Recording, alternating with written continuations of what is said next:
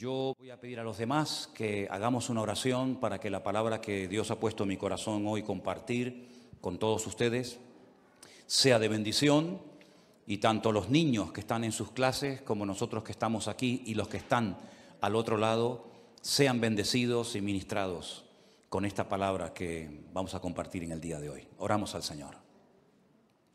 Señor, te damos muchísimas gracias por este culto que estamos celebrando en tu nombre, sabiendo que tú estás con nosotros aquí en medio, Señor. Gracias por tu fidelidad, gracias porque sentimos tu presencia, tu paz, tu calma. Y queremos pedirte ahora humildemente, Señor, que nos ayudes a exponer tu palabra y que sea de bendición para todos y cada uno de nosotros, Dios mío. Te damos muchas gracias porque siempre tu palabra nos habla, nos instruye, nos anima, nos fortalece, y queremos pedirte que una vez más sea así, Señor. Ponemos este tiempo en tus manos, en el nombre de tu amado Hijo Jesús. Amén y amén. Gloria al Señor. Yo quiero llevarles, en primer lugar, aunque vamos a leer otros textos a lo largo del mensaje, primeramente vamos a ir a la carta de Santiago. Está casi al final del Nuevo Testamento. Es una carta muy bonita, donde él habla muy claramente todos y cada uno de los temas que él trata. Es muy directo, muy fácil de entender. Esto no significa de que no sea profundo en su mensaje, pero utiliza un lenguaje tan fácil de entender que cuando uno lee la carta de Santiago uno disfruta muchísimo, porque uno entiende lo que lee. Cuando uno lee la palabra y la entiende, uno disfruta y goza muchísimo, ¿verdad? Él habla de muchos temas a lo largo de esta carta, y parece ser que con los ricos estaba un poco picado, ¿eh? A los ricos les habla muy fuerte, porque era una época en la que las clases sociales estaban muy bien diferenciadas, y los ricos en aquella época pues afligían a los pobres, e incluso algunos convertidos con mucha capacidad económica iban a las iglesias y pretendían que fueran tratados de una forma diferente, ¿no? En un trato preferencial, y eso ni al Señor le agrada, y a Santiago pues lógicamente tampoco, ¿no? Y él habla mucho acerca de someterse a Dios, de buscar la sabiduría que viene de lo alto, porque también habla de una sabiduría terrenal, animal y diabólica. Pero habla de la sabiduría que viene de lo alto, la sabiduría que viene de Dios, que dicho sea de paso, él dice que si algún hermano en algún momento de su vida necesita sabiduría, porque no sabe qué hacer, pues que la pida el Señor. Pero cuando pida, que pida con fe, no dudando. Y el Señor dice que le dará la sabiduría necesaria para tomar la decisión o para hacer lo que le corresponda hacer. Habla acerca de la lengua. Habla acerca de la importancia de las obras. Toca muchos temas, y en cierto sentido alguien ha dicho, o algunos comentaristas han dicho, que tiene un estilo parecido a los proverbios del Antiguo Testamento, porque salta de un versículo a otro tocando un tema, tocando otro tema, y a veces parece como que pierde el hilo, pero luego lo retoma. Es una carta muy interesante, es una carta muy bonita. Hay varias personas en el Nuevo Testamento que tienen el nombre de Jacobo o Santiago. El Señor Jesucristo tenía un hermano que se llamaba Santiago. Estaban Santiago los hijos de Zebedeo, estaban Santiago los hijos de Alfeo. Hay varias personas que reciben este nombre. Y en el capítulo 4, él toca un tema que a mí particularmente me ha llamado muchísimo la atención. Y ahora les voy a decir por qué, cuando terminemos de leer la porción. En el capítulo 4 de Santiago, desde el versículo 13 en adelante, la palabra de Dios dice así: vamos ahora, los que decís, hoy y mañana iremos a tal ciudad, y estaremos allá un año, y traficaremos, y ganaremos. Cuando no sabéis lo que será mañana, porque ¿qué es vuestra vida? Ciertamente es neblina que se aparece por un poco de tiempo y luego se desvanece. En lugar de lo cual deberíais decir, si el Señor quiere, viviremos y haremos esto o aquello. Pero ahora os jactáis en vuestras soberbias. Toda jactancia semejante es mala. Y al que sabe hacer lo bueno y no lo hace, le es pecado. ¿Cuántos dicen amén? Si algo creo que todos hemos aprendido en este último año, es que eso de hacer planes a largo plazo, como que ya no va. Ya todo es a corto plazo. Hemos visto que el mundo cambia de un día para otro con una rapidez tremenda. Hemos visto cómo la economía, las familias, las naciones, todo cambia con una rapidez tan brutal que eso, ya digo, de hacer planes a largo plazo, pues como que ya no va con nosotros. En aquellos tiempos de la Biblia en los que se escribió esta carta, el Imperio Romano no paraba de conquistar nuevas tierras. Y cuando conquistaba nuevos territorios, Roma tenía la costumbre de levantar nuevas ciudades y de invitar a la gente alrededor o de otras naciones a que fueran a vivir a esas ciudades. Y muchos judíos iban, porque el Señor les dio a ellos la capacidad de hacer negocios y de ganar dinero.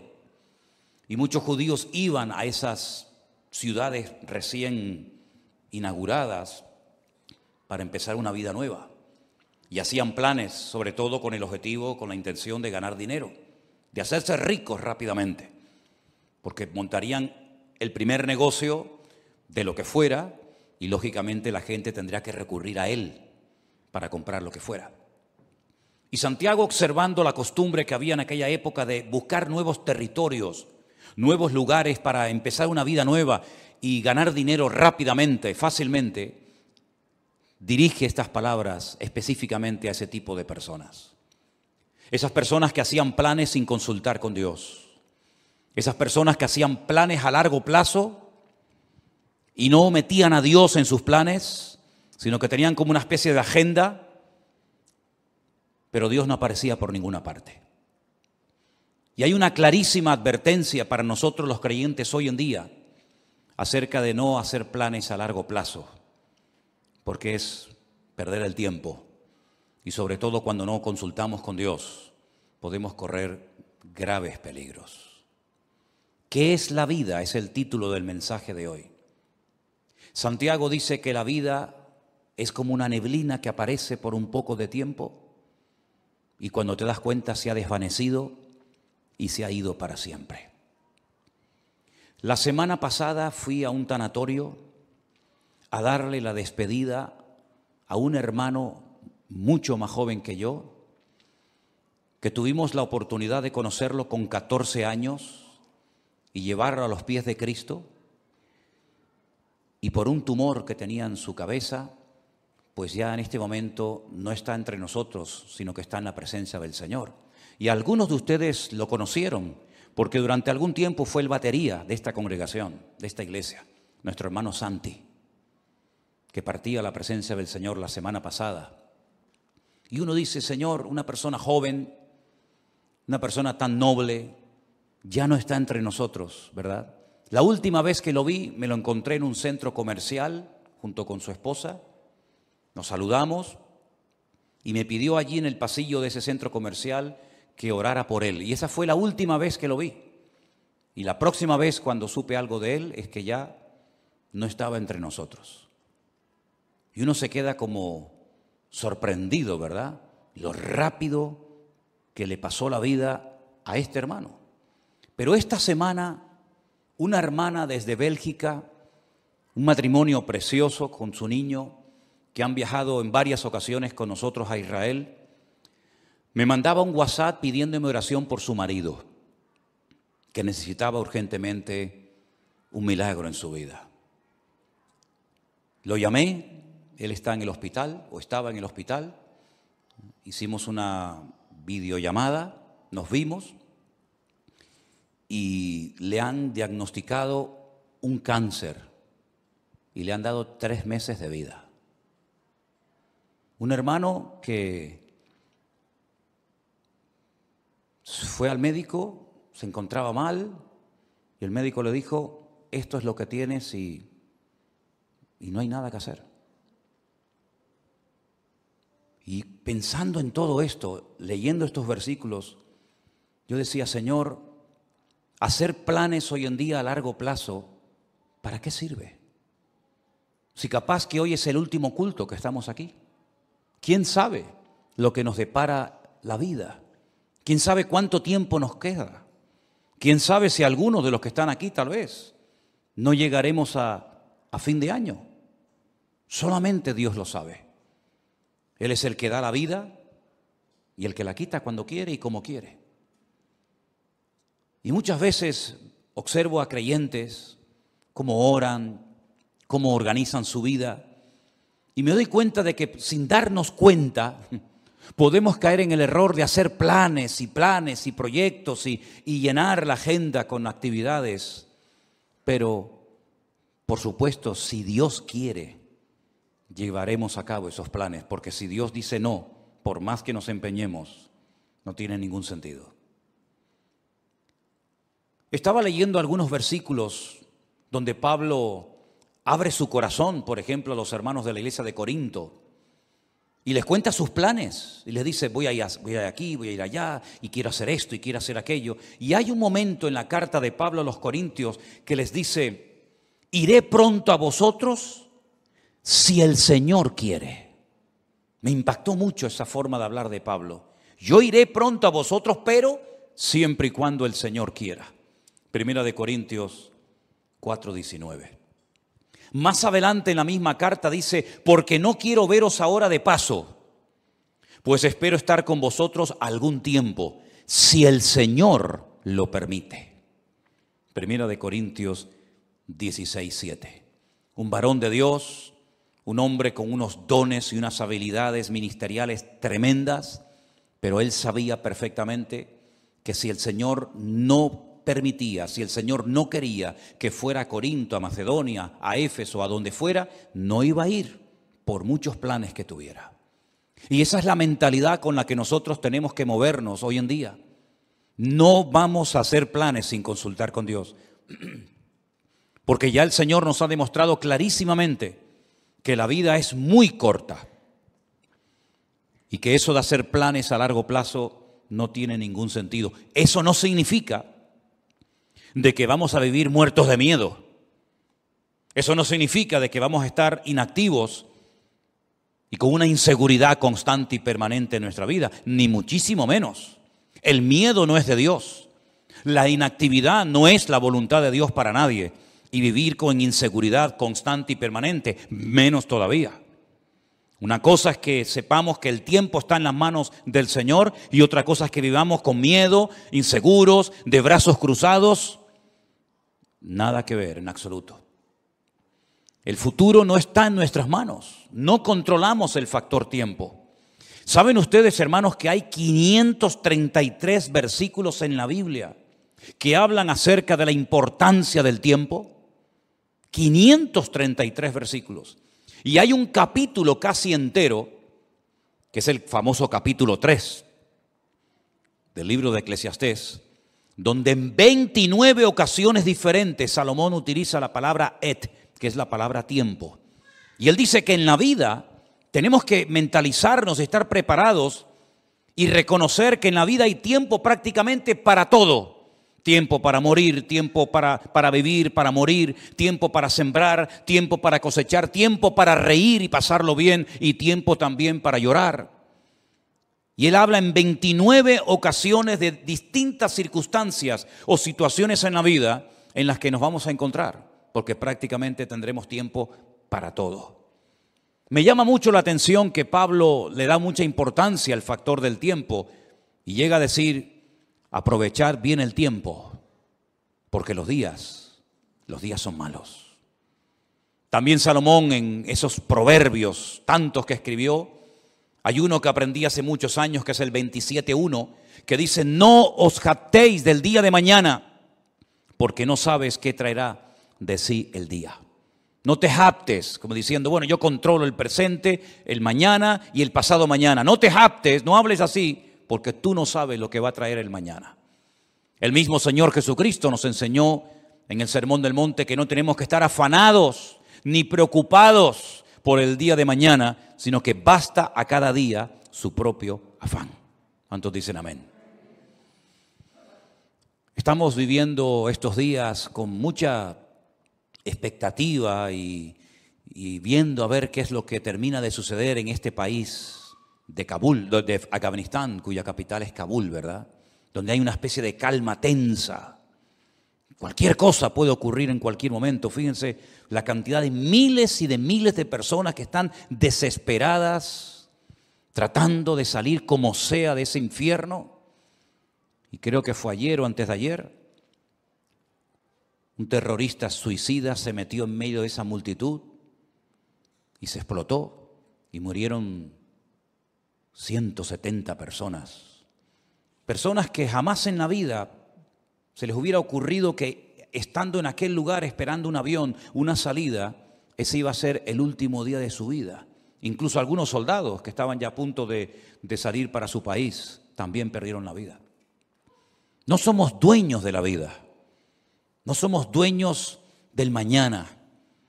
Y por eso cada uno de nosotros tenemos que partir de la base de que lo que tengamos que hacer, hágalo pronto, antes de que sea demasiado tarde. También Salomón, que era un hombre que reflexionaba y meditaba sobre tantas cosas, en su libro de Eclesiastés dijo: acuérdate de tu Creador antes de que vengan los días malos, antes de que pierdas la visión, antes de que vengan los dolores, antes de que te quedes ciego, antes de que te vengan los problemas y de la vida, antes de todo eso, acuérdate de tu Creador en los días de tu juventud. ¿Tenemos al Señor presente en nuestros planes y en nuestros proyectos? Una vez escuché una entrevista que le hacían a un famoso cantante, donde decía que tenía su agenda llena para los próximos 5 o 6 años, si no recuerdo mal. Tener la agenda llena para los próximos 5 o 6 años. Y después vino el COVID y todo eso, y seguramente su agenda la tuvo que tirar a la basura. Yo no sé si tú llevas una agenda y unos planes y unos proyectos y unos sueños, pero como no metas al Señor en esos sueños, planes y proyectos, ¿quién te asegura a ti de que vas a poder cumplir con todos tus sueños y con todos tus objetivos? Por eso siempre le digo a la gente: ¿has orado y has consultado con Dios lo que has decidido hacer? ¿O simplemente te has limitado a informar a tus padres, informar a la iglesia, informar a Dios de lo que tú ya en tu corazón has decidido hacer? Esa es una mala costumbre. Por eso Santiago dice que el que sabe hacer lo bueno y no lo hace, está pecando. Y pecamos cuando informamos a Dios de los planes que ya hemos decidido llevar a cabo. Esa no es la actitud de un cristiano maduro. La actitud de un cristiano maduro que quiere agradar a Dios tiene que ser: Señor, esta es tu voluntad. ¿Quieres que haga esto? ¿Quieres que me dedique a esto? ¿Quieres que me quede aquí? ¿Quieres que me vaya para allá? En otras palabras, Señor, no quiero forzar circunstancias. No quiero que respaldes mis planes si no coinciden con tus planes. Que no se haga nunca nuestra voluntad, sino la de Dios en nuestras vidas. ¿Cuántos dicen amén? La vida se pasa volando. Curiosamente, el otro día Miriam estaba así como un poco mosqueada porque no le hace gracia cumplir 25 años. ¡Oh, qué tragedia! 25 años. Qué tremendo, ¿no? Si nos miramos a nosotros mismos, por lo menos en mi caso, no sé, en el vuestro, a mí la vida se me ha pasado volando. Ni me he enterado, pero aquí estoy, aquí he llegado. Pero tal vez por la actividad, tal vez porque hemos estado siempre metidos en las cosas del Señor y no hemos tenido prácticamente tiempo para aburrirnos. La vida pasa tan rápidamente que ahora te paras y dices: Señor, me queda menos de lo que ya he vivido. Incluso en el ministerio, a menos que Dios te dé una fuerza de un toro, lógicamente siempre le queda a uno menos vida de la que ya ha vivido cuando uno llega a ciertas edades, ¿verdad? Por eso qué importante ahora más que nunca, y sobre todo los jóvenes, los que todavía teóricamente tenéis muchos años por delante, que se acostumbren a consultar con el Señor todos los pasos que queréis dar. Porque nadie de nosotros está vacunado en contra de errores, en contra de equivocarnos, sino más bien todo lo contrario. Yo recuerdo pasajes en la Biblia que me han hecho reflexionar mucho, como por ejemplo un día cuando el rey David le comenta al profeta Natán que tiene en su corazón el plan, el proyecto, la idea de construirle una casa a Dios, un templo. Y llega el profeta Natán y le dice: haz todo lo que pongas, lo que sientas en tu corazón, porque Dios está contigo. Y al día siguiente tiene que llegar y decirle: Dios te dice que tú no puedes construir ese templo, sino tu hijo lo hará. ¿Qué había de malo en construir una casa, un templo a Dios? Nada. Pero los planes de Dios no eran que David fuera el que construyera el templo, sino su hijo. Para él su sueño en la vida era construirle un templo al Señor. Además, ya estaban todos los enemigos prácticamente sometidos, derrotados. Todos pagaban impuestos. Había paz en el país, todas las fronteras estaban bien seguras. Era el momento idóneo para comenzar a construir ese templo. Pero el Señor dijo no. Y él se murió con ese anhelo en su corazón de construir esa casa, ese templo al Señor. Pero le preparó todo para que su hijo Salomón lo hiciera. Así son las cosas del Señor. Unos siembran, otros cosechan, unos preparan todos los materiales para la construcción del templo, otros lo construyen. Cada uno de nosotros tenemos que consultarle al Señor si lo que estamos haciendo con la única vida que tendremos, que es esta, porque con la otra vida no contamos, en el sentido de que allí no vamos a mandar nosotros, pero con la única vida que nosotros podemos tener un mínimo de voluntad, tenemos que acostumbrarnos a someter todo absolutamente a Dios. Para no perder el tiempo, para no encariñarnos, para no entusiasmarnos con cosas, con planes, con lugares, con personas que al fin y al cabo no entraban dentro de los planes de Dios. ¿Qué sentido tiene invertir mi vida, mi tiempo, mi energía, mis dones, mi juventud en algo para lo cual yo no nací? En algo que Dios no dispuso para mi vida. ¿Qué sentido tiene? Ninguno. Haber perdido mi tiempo, haber perdido mi vida en cosas que no eran de la voluntad de Dios. Sí, habrás ganado mucho dinero, pero dice la Biblia que un hombre, y si ustedes han prestado atención a la lectura esta tarde, fue muy interesante la parábola que el Señor contó. Un hombre que fue prosperado en sus negocios, un hombre que decidió ampliar sus graneros, porque había producido tanto su herencia, había producido tanto su negocio, que dijo: bueno, voy a derrumbarlo todo y voy a construir graneros más grandes. Los derribaré, edificaré mayores, guardaré mis frutos, guardaré todos mis tesoros, todo mi patrimonio. Y cometió una gravísima equivocación. Le habló a su alma, le habló a sí mismo y dijo: alma, muchos bienes tienes guardados para muchos años, repósate, come, bebe y regocíjate. Y el Señor le dice: necio, estás hablando y comportándote como un necio. Tendrás dinero, tendrás mucho patrimonio, tendrás muchas cosas, pero eres un necio. Porque la forma como hablas delata tu inmadurez. La forma como hablas no es de un hombre sabio. ¿Cómo le vas a decir a tu alma que todo lo que has acumulado es para que ahora reposes, comas, bebes y disfrutas de la vida? Si esta noche vienen a buscarte, a pedirte tu alma, ¿qué harás con todas tus riquezas? No te van a servir absolutamente de nada. Absolutamente de nada.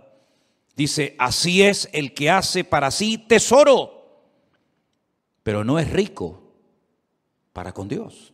¿Estás atesorando en Dios o estás atesorando para este mundo pasajero y efímero, que es como neblina que pasa rápidamente? Cuando uno observa a las personas del Antiguo Testamento, sobre todo al principio en el libro del Génesis, la cantidad de años que vivían, llegando a edades tremendas, como por ejemplo la del famoso Matusalén, que parece que no se moría nunca, ¿verdad? 100, 200, 300, 400, una barbaridad de años. Pero al final, por muchos años que vivieron, todos y cada uno de ellos murieron y partieron a la presencia de Dios. Y por muchos años que podamos vivir en este mundo, tarde o temprano tendremos que reconocer que en este mundo estábamos de paso. Tuvimos el privilegio de haber conocido a Cristo y de haber aceptado a Cristo como nuestro Señor y Salvador personal. de haber entendido el Evangelio.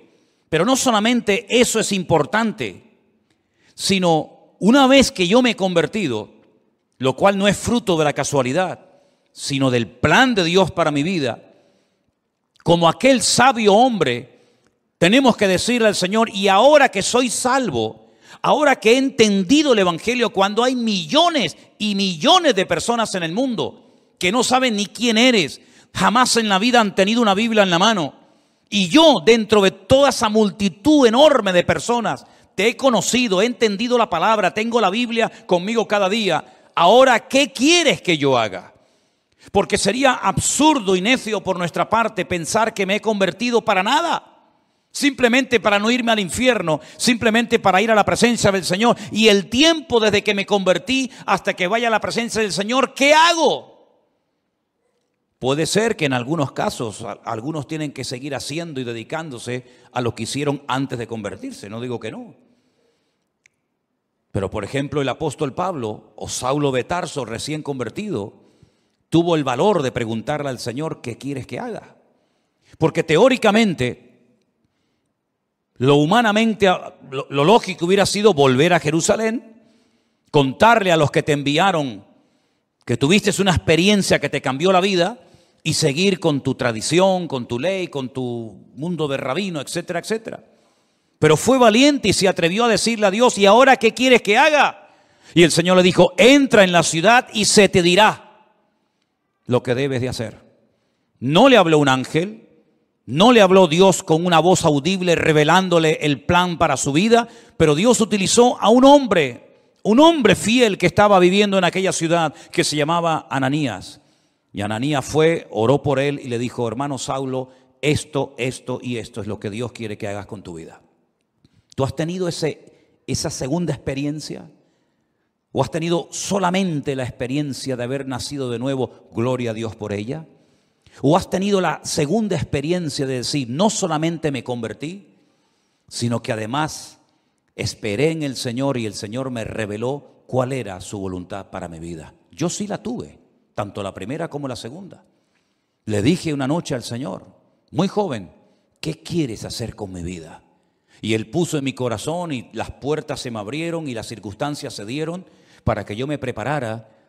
Y en los últimos 40 años de mi vida he estado sirviendo a Cristo, lo cual ha sido la mejor decisión que he tomado en toda mi vida. Y lo que lamento es que no podré tener tal vez otros 40, 50 o 60 años sirviendo al Señor, porque hay tanto por hacer.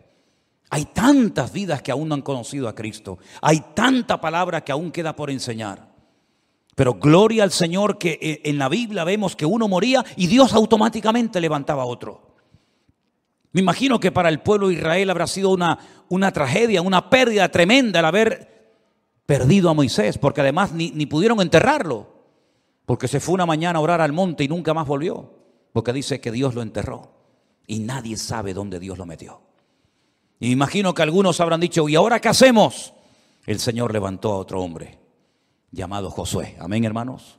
Y Josué terminó la tarea que Moisés no pudo acabar, que era la de introducir al pueblo de Israel en la tierra prometida y después distribuir la tierra proporcionalmente a todas y a cada una de las tribus de las familias.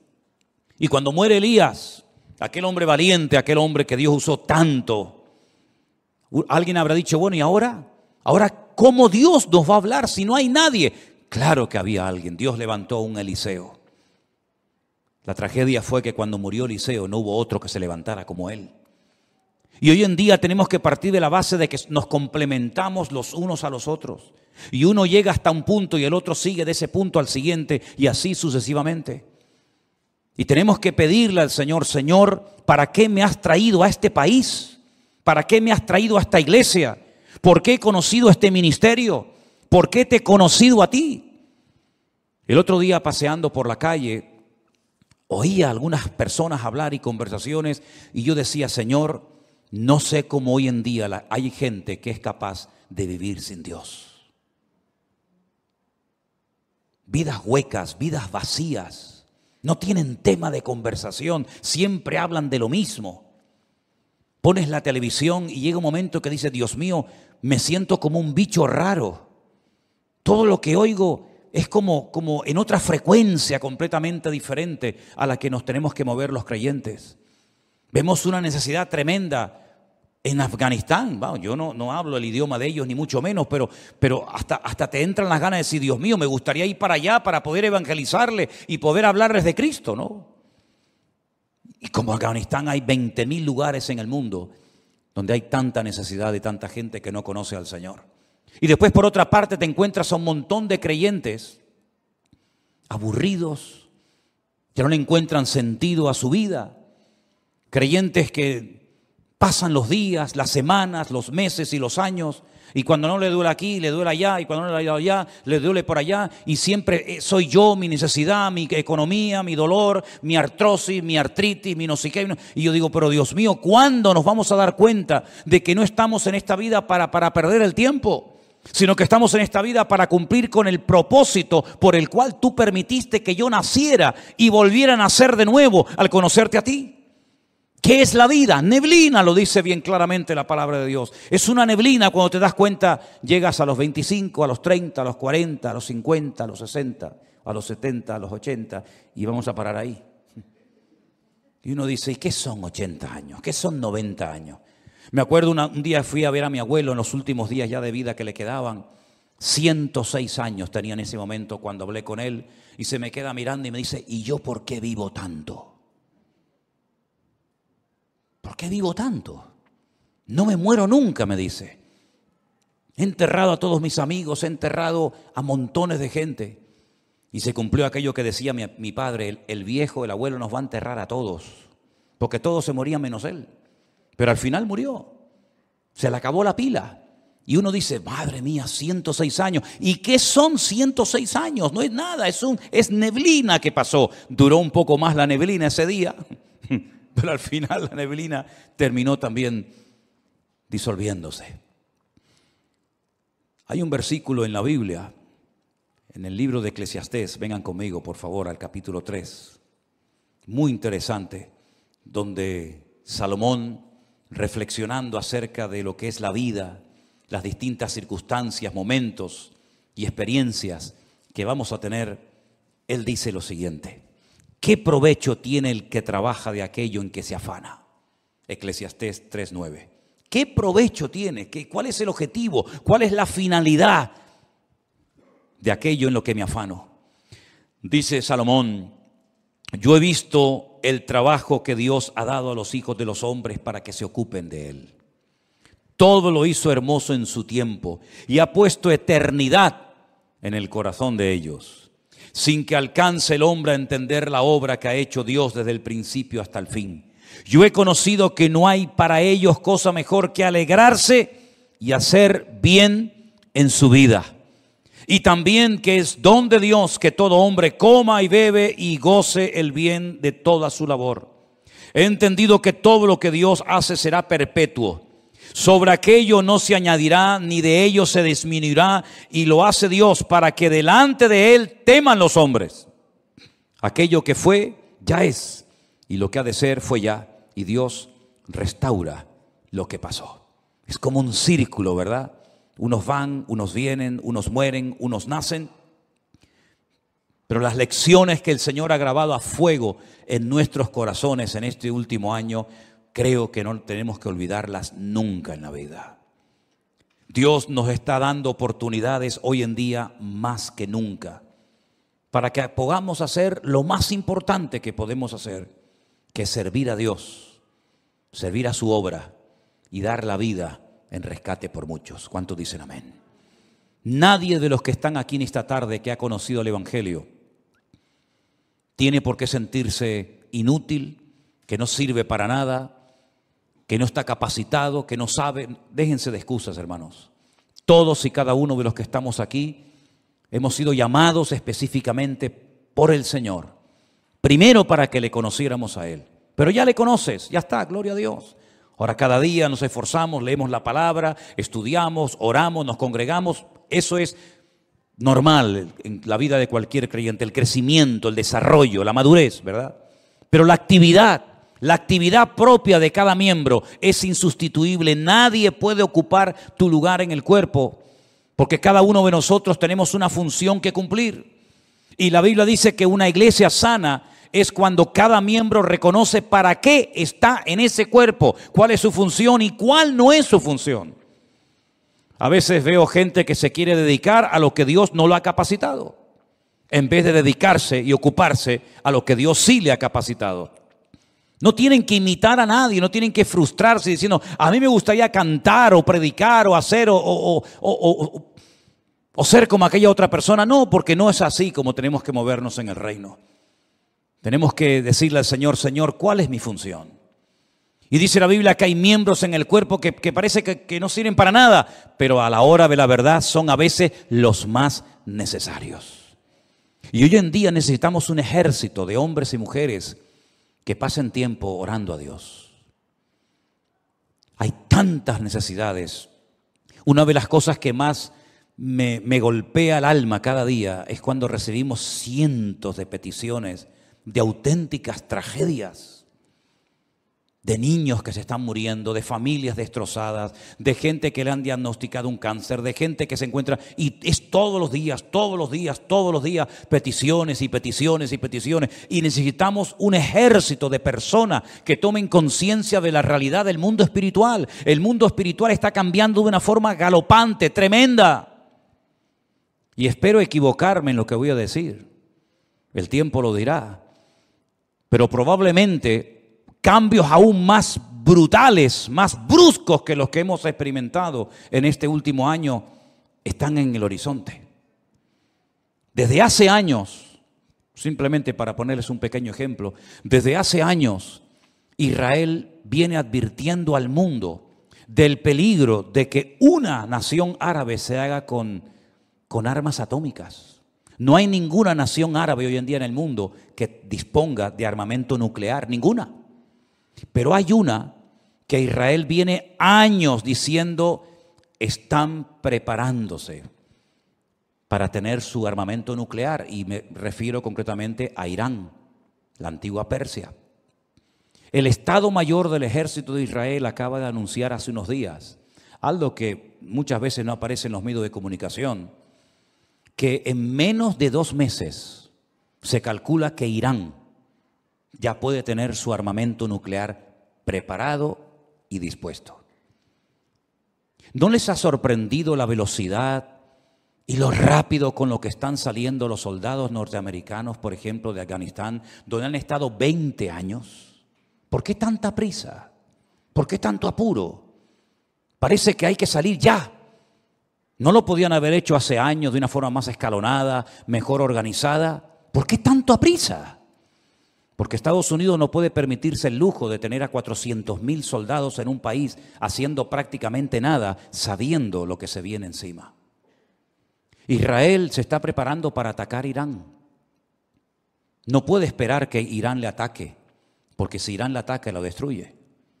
Israel tiene que pegar primero para no ser destruida. Si en los próximos meses, como se comenta, Israel decide atacar Irán, porque sabe que le queda poco tiempo, menos de 2 meses, para decir vamos a por ellos, el mundo va a cambiar completamente. Por eso cuando veo a creyentes hablando de vanidades, de modas, de cosas ridículas y absurdas, yo digo, pero no son conscientes de la que se nos viene encima. Si este hecho, que espero que se dilate en el tiempo, se va a llevar a cabo en los próximos meses, nuestra vida va a cambiar para siempre.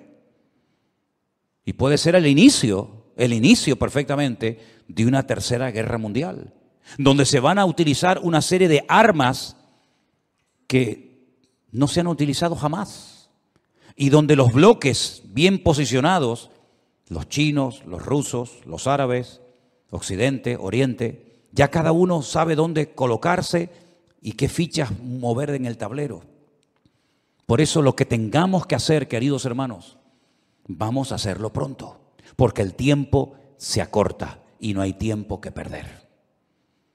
Y la palabra del Señor nos enseña que Cristo viene pronto, pero antes de que el Señor venga, dará un tiempo de gracia para que el hombre conozca el Evangelio. Pero dice, ¿cómo creerán si no hay quien les predique. No tenemos que decir que no ha habido personas que se han convertido, vamos a decir, entre comillas, solas. Sí, hay algún caso por ahí, sí.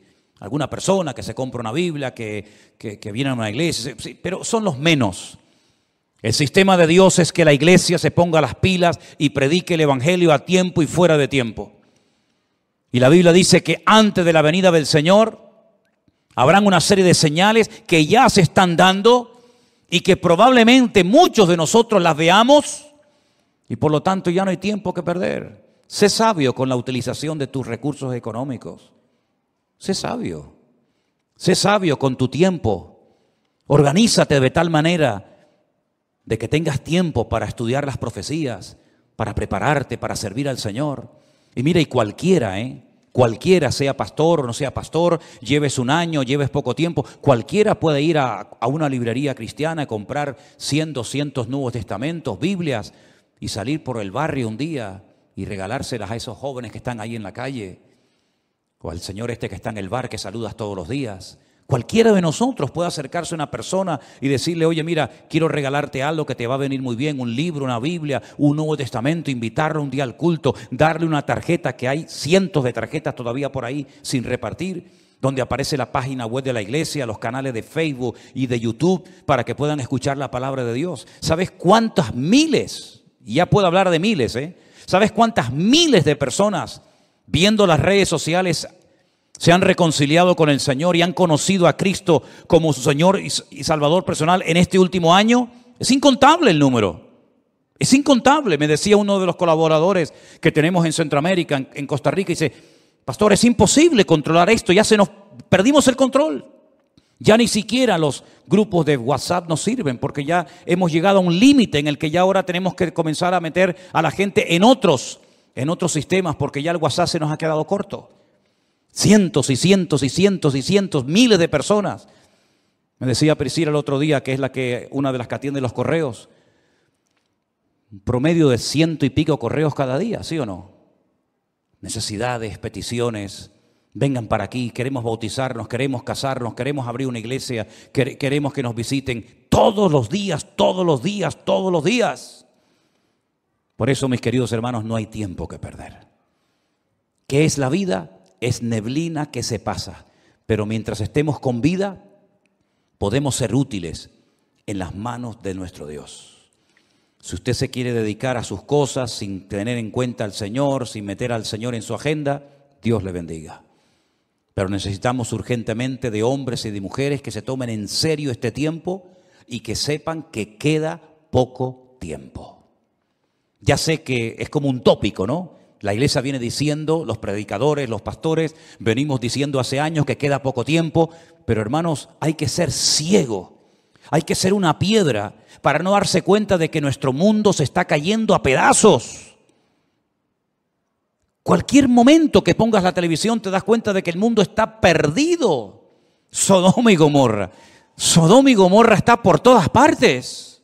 Las presiones, las tentaciones, la manipulación, etcétera, etcétera, que está viendo nuestro tiempo, jamás en la historia lo habíamos vivido. De hecho, hasta la gente, si se han dado cuenta, hasta la gente ha cambiado. Yo hablo con gente prácticamente cada día y noto que la gente ha cambiado. Antes podías dialogar, hasta discutir de religión, discutir de Dios, discutir de Biblia, pero están como cauterizados, como robotizados. Ni sienten ni padecen. Antes discutías que si los católicos, que si los evangélicos, que si la Virgen, que si los santos. Hoy en día la gente está con una frialdad tan espectacular que ya no es como antaño, que el tema religioso, entre comillas, era una novedad. Hoy en día, ¿quién habla de Dios? ¿Quién habla de Biblia? Prácticamente nada. Es una de las señales de los últimos tiempos, la frialdad del mundo hacia Dios, pero que no sea la característica de la iglesia hoy en día para nosotros, porque la Biblia dice que el amor de muchos también en los últimos tiempos se enfriaría, mas el que persevere hasta el fin, ese será salvo. Y yo quiero ser de los que perseveran hasta el fin, para que ninguno me quite la corona que el Señor tiene preparada para mi cabeza. ¿Cuántos dicen amén?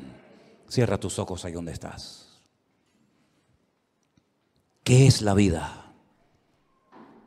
es neblina que aparece y se desvanece rápidamente. Pon tu vida en las manos del Señor. Pon tu vida, tus recursos, tu juventud en las manos de Dios. Y te vas a dar cuenta de que no hay tiempo ni para estar desanimado, ni para estar triste, ni siquiera ni para pecar. No hay nada mejor que estar activo en las cosas del Señor.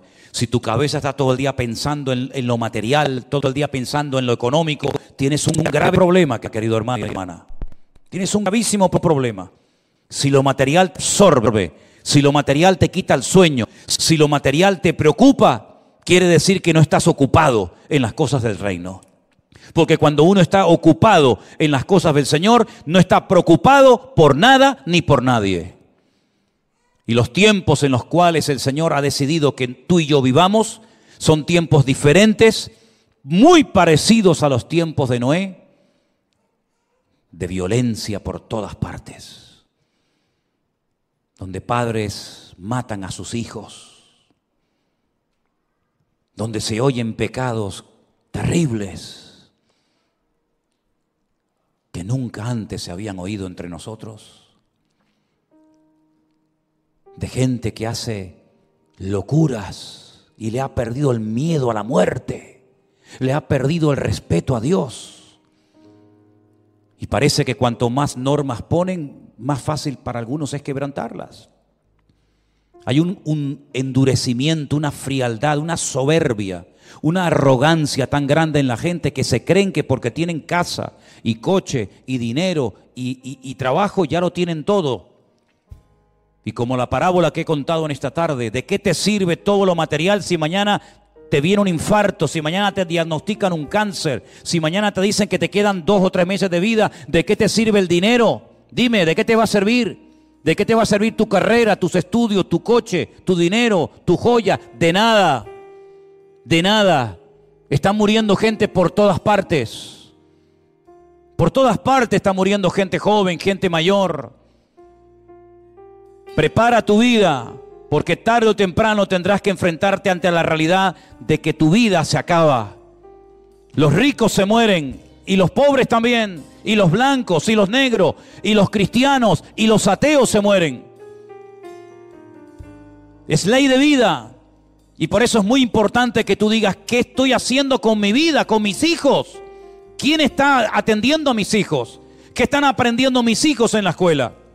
¿Qué basura le están metiendo a mis hijos en las clases? Y tú no te enteras porque estás en tu mundo, estás en un mundo desconectado de la realidad, donde tus hijos a veces prefieren ir al amigote del barrio, hacerle la pregunta que le deberían haberle hecho a su padre, pero su padre está muy ocupado y su madre está también muy ocupada. Es tiempo de buscar a Dios. Ya no hay tiempo que perder. La gente está atontada, la gente está perdiendo el tiempo en boberías, en tonterías, y no se dan cuenta de que esto se acaba y Cristo viene pronto. Y puedes reírte, puedes burlarte, puedes hacer lo que quieras, pero la realidad es la misma. La semana pasada te acabo de decir, fui a enterrar a un amigo mío, un hermano más joven que yo. Y esta semana hablé por videoconferencia con otro hermano que le han dado 3 meses de vida y estamos orando para que Dios haga un milagro en su vida. Un hombre bueno, con un hijo, con una esposa, un hombre fiel, pero que le ha tocado esto en la vida. ¿Y quién no te dice a ti que mañana te puede tocar a ti? ¿O qué te crees que vas a vivir aquí en esta vida toda la eternidad? Estamos de paso, queridos hermanos y amigos. ¿Saben cuánta gente cada día muere sin esperanza? ¿Saben cuánta gente se quita la vida? ¿Saben cuántos jóvenes están aburridos porque no tienen nada? Ni trabajo, ni estudio, ni familia, ni nada. Es tiempo de hablar de la esperanza y de la fe que tenemos en nuestro Dios, porque solamente Dios puede salvar a España. Ningún partido político, ningún hombre puede salvar esta nación. Esta nación está en coma hace muchos años. El mundo está en coma. Las familias están destruidas. Y no es que esto sea un mensaje apocalíptico para asustar a nadie, es que hay que ser ciego para no darse cuenta. Hasta hace pocos años Venezuela era una maravilla de país. Miren cómo está hoy en día. Hasta hace no muchos años otros países donde la gente iba a buscar trabajo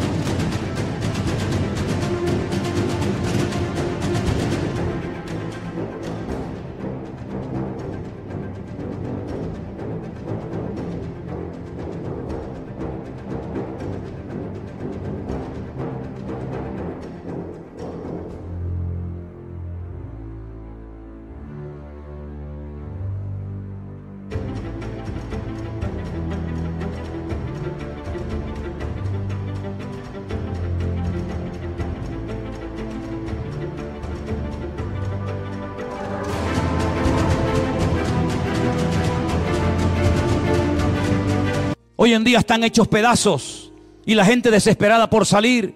Las imágenes de esos niños en cloacas con agua putrefacta hasta la cintura, esperando que un soldado tenga un poco de piedad y de misericordia para montarlo en un avión y salir del infierno. Son realidades que están ocurriendo hoy en día en el mundo.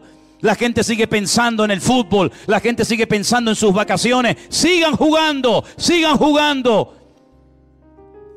Pero es tiempo de buscar a Dios. No hablo de una religión, no hablo de una iglesia, hablo de Dios. Hablo de buscar al Dios vivo que puede traer esperanza a tu familia. Hablo de un Dios poderoso que puede traer esperanza a tu casa. No hablo de una iglesia, no hablo de una religión.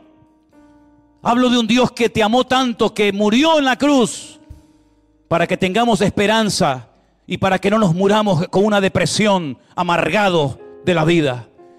Señor, en el nombre de Jesús queremos orar en este momento por las naciones de la tierra, por esta nación de España que te ha dado la espalda y con su soberbia y con su arrogancia se creen sabios y son necios, Señor, porque le han dado las espaldas a Dios, y no hay mayor necedad que renunciar a Dios y a su palabra. Señor, en el nombre de Jesús, ten misericordia de estas naciones.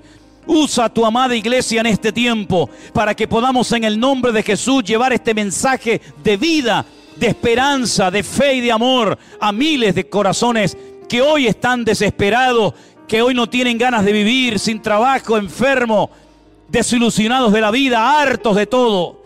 Señor, úsanos. Y te pido, Dios mío, que podamos ser gente útil en este tiempo y que a muchos se le caigan las escamas, la venda de los ojos y se den cuenta de que el tiempo se acorta y de que el mundo no va a ir a mejor. El mundo, según tu palabra, va a ir de mal en peor. Y por eso es tiempo de buscar a Dios, de tener fe en Dios y de no perder más el tiempo en estupideces que no sirven para nada. Señor, ayúdanos, guárdanos, Padre Santo, de las vanidades de este mundo, de perder el tiempo.